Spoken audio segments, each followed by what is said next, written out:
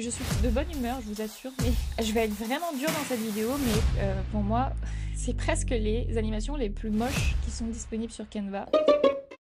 On se retrouve ensemble pour découvrir les nouveautés du Droptober et si vous voulez vous aussi voir ces nouveautés, vous pouvez aller sur la page d'accueil de Canva et cliquer sur voir les dernières nouveautés et donc ils vont vous présenter toutes ces nouveautés.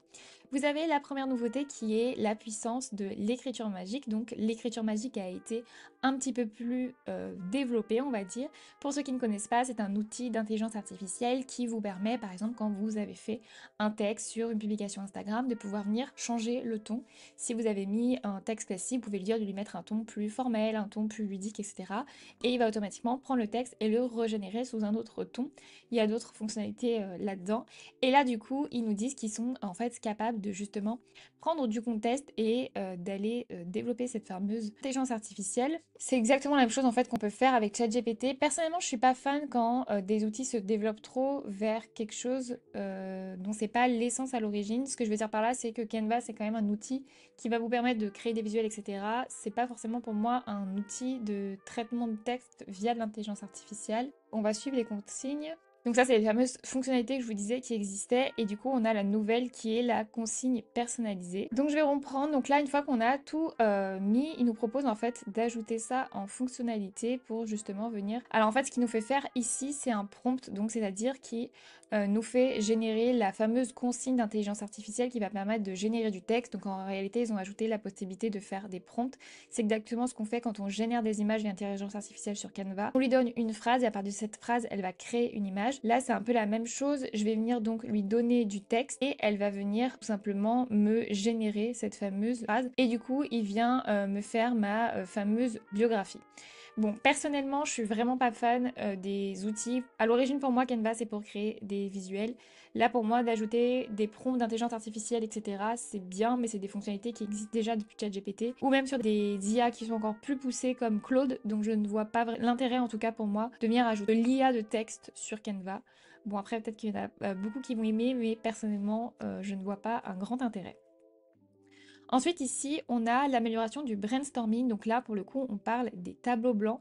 Pour ceux qui n'utilisent pas du tout les tableaux blancs, en fait, ça vous permet, pendant des réunions, par exemple, de pouvoir partager vos idées avec des personnes.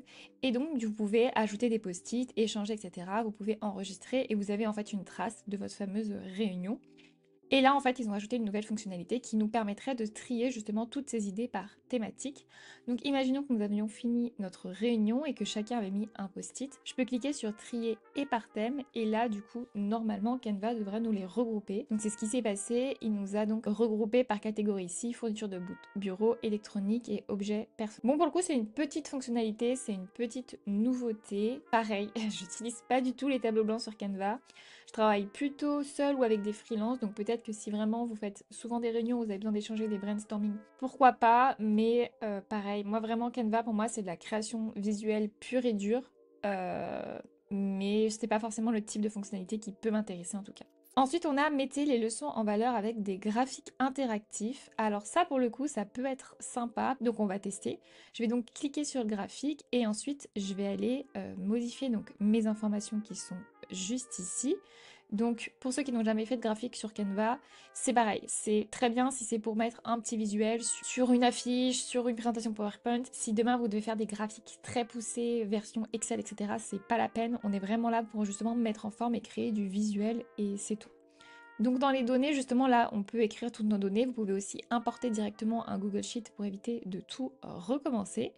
Et une fois que vous avez mis toutes vos données, vous avez votre graphique qui est juste ici. Donc pour avoir déjà utilisé cette fonctionnalité, ce qui est réellement nouveau ici, ça va être que là, par exemple, on peut venir choisir directement les couleurs. C'était pas forcément le cas avant. Donc c'est vrai que c'est un petit peu plus sympa.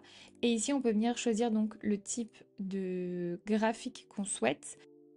On peut venir mettre les lignes de grille ou pas, et là on peut venir donc changer toutes les données. Vous pouvez changer les étiquettes ici et les valeurs. Objectivement, je vous ferai une vidéo si ça vous intéresse sur les graphiques un petit peu plus poussés. Mais là vraiment en fait ce qui change c'est que la mise en page pour créer un tableau est un peu plus sympa. Depuis le Globe, c'était déjà un petit peu mieux. On est un petit peu plus, c'est un petit peu plus facile pour importer des données sur Excel. Avant, c'était hyper compliqué. Il fallait faire beaucoup de manipulations. Et là, vous pouvez donc changer la couleur des éléments, ce qui n'était pas forcément le cas avant. Mais bon, encore une fois, même chose, je trouve pas ça forcément... Je suis un peu déçue. Pour le moment, franchement, à chaque fois... Déjà, la dernière fois cet été, ils nous ont fait des mises à jour, c'était pas fameux. Là, ça me fait un petit peu le même effet pour le moment. Ensuite, personnaliser la leçon avec des animations en un clic. Donc, on va aller voir ça juste ici. Et là, donc, on a des nouvelles animations. Donc, dans les animations ici, exactement, du coup, on a 6 nouvelles animations. Donc, une opération un petit peu plus travaillée. Ok. Et croquis et dégradé. Je vais être vraiment dure dans cette vidéo, mais pour moi, c'est presque les animations les plus moches qui sont disponibles sur Canva. Surtout que ça fait beaucoup plus cheap que les autres animations qu'il peut avoir qui sont vraiment travaillées, où il y a des flux de photos, des déplacements, des... Pareil, vraiment déçue. Je suis de bonne humeur, je vous assure, mais... Pour le coup, je suis pas vraiment très étonnée des nouveautés. Donc voilà pour les nouveaux outils. On a déjà fait le tour. Vraiment un petit peu déçue en tout cas pour le moment de ce que j'ai pu voir juste là. Ensuite, on a du contenu Disney. Donc ça, c'est parce que j'ai un compte aussi enseignant. Donc c'est pour ça qu'il me propose du contenu que je peux proposer à mes élèves, etc. On va aller voir ce que ça donne. Je pense que pour le coup, c'est assez sympa. Si vous êtes enseignant ou même si vous travaillez avec des enfants, c'est assez sympa. Je pense qu'ils ont tout simplement acheté des licences. Donc bon, écoutez, à la limite, pourquoi pas? Est-ce qu'on va vraiment utiliser les éléments Disney tous les jours? Je pense que ça touche vraiment une petite quantité de personnes. Mais bon, à la limite, limite, je préfère ça que le reste pour le moment, donc pourquoi pas? Ça, on l'a déjà vu, la fameuse technique de doc, les médias magiques, la traduction, ça existait déjà, je vous ai déjà tout montré dans les précédentes vidéos d'IA. Les tableaux blancs, donc, c'est ce qu'on a vu. Donc, en fait, on a les derniers outils. Sur la présentation, en fait, ils nous ont ajouté ces fameuses animations et juste ici, ces types de graphiques. Sur les réseaux sociaux, on a l'arrière-plan, on connaît déjà. Le redimensionnement magique, je vous ai déjà fait une vidéo, on connaît déjà. Pour ceux qui ne connaissent pas, donc l'arrière-plan, c'est tout simplement pour effacer l'arrière-plan d'une image. Donc ici, j'enlève tout ce qu'il y a derrière moi et je garde uniquement ma personne. Et le redimensionnement magique, ça va être pour passer d'un format à un autre. Donc si j'ai créé une publication Instagram et que je veux la publier sur Pinterest, mon format d'image n'est pas le même. Avec le redimensionnement magique, je peux passer d'un format Instagram à un format Pinterest en un clic. C'est une fonctionnalité qui existe donc avec la version pro, mais vous avez toujours des petites alternatives. Ceux qui font partie de ma formation la connaissent. Je vous ai déjà expliqué donc comment faire pour passer d'un format à un autre avec la version gratuite de Canva.